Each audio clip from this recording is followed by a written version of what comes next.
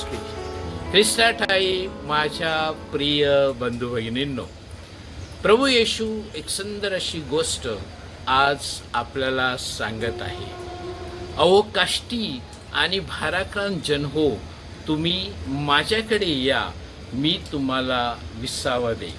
होय माझ्या प्रिय बंधू भगिनींनो, आज जगात जर आपण एक नजर टाकली तर आपल्याला आढळते की अनेक लोक अडचणीत आहेत, की अनेक लोक दुःखात आहेत आणि येशूचे हे शब्द खरंच आपल्याला प्रोत्साहन देत आहे, आनंद देत आहे.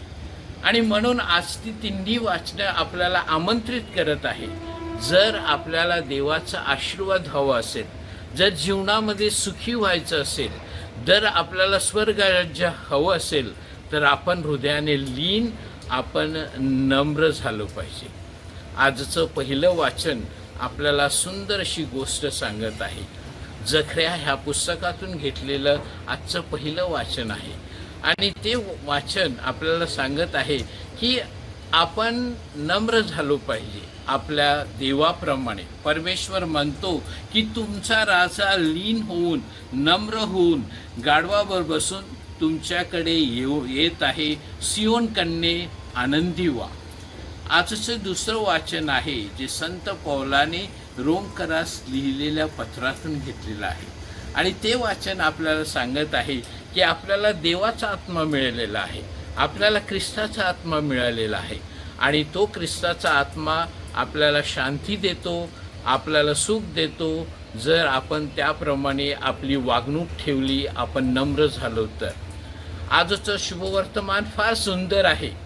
येशू देवाचे आभार मानतो, पित्याचे आभार मानतो की हे पित्या, तू ह्या ज्या जगाच्या सुंदर अशा गोष्टी आहेत, खरं ज्ञान आहे ते प्रौढ किंवा जे स्वार्थी लोक आहेत त्यांच्यापासून तू दूर ठेवलेला आहे, हुशार लोकांपासून दूर ठेवलेला आहे आणि जी नम्र आहेत, हृदयाने लीन आहेत, त्यांना त्यांचा तू उलगडा केलेला आहेस. आणि ह्याही पुढे प्रभू जाऊन सांगतो की तुम्ही हृदयाने नम्र व्हा, लीन व्हा आणि जर तुम्ही कष्टी असाल, दुःखी असाल, तर तुम्ही माझ्याकडे या, मी तुम्हाला आनंद देईन, मी तुम्हाला सुख देईन, मी तुम्हाला शांती देईन. कारण प्रभू येशू सांगत आहे कष्टी आणि भाराक्रांत जन हो. ही सगळ्यात चांगली उपमा प्रभू येशू जी अडचणीत आहेत त्यांना देत आहे. आणि जीवनात जर आपल्याला सुख हवं असेल, स्वर्गराज्य हवं असेल, तर नेहमी आपण नम्र झालं पाहिजे. अनेक महान थोर लोक, संत लोकसुद्धा जीवनात नम्र होती. त्याच्यापैकी एक सुंदर उदाहरण आपण असिसिकर संत फ्रान्सिस यांचं देऊ शकतो, ज्याची आपण 800वी पुण्यतिथी साजरी करत आहोत. जे नेहमी नम्र राहिले, सौम्य राहिले आणि देवाने त्याला खरं ज्ञान दिलं. आपण अमेरिकेचे माजी राष्ट्राध्यक्ष अब्राहम लिंकन ह्यांचं नाव घेऊ शकतो. ते सुप्रसिद्ध होते, तरीसुद्धा ते सौम्य होते, लीन होते, नम्र होते. त्यांच्या जीवनातील एक उदाहरण, जेव्हा ते अध्यक्ष झाले होते, एका पत्रकाराला त्यांचा अपमान करायचा होता, तेव्हा पत्रकार परिषदेत पत्रकाराने त्यांना सांगितलं, अहो अध्यक्ष, तुमचे वडील मोची होते. अब्राहम लिंकन रागावले नाहीत, ते सौम्य राहिले आणि ते म्हणाले, मी एक उत्तम मोची आहे, जर तुमचे बूट फाटले असतील तुम्ही माझ्याकडे आणा, मी तुम्हाला शिवून देईन. होय माझ्या प्रिय बंधू भगिनींनो, आज देऊळ माता आपल्याला आमंत्रित करत आहे की तुम्ही सौम्य व्हा, लीन व्हा, येशूकडे या.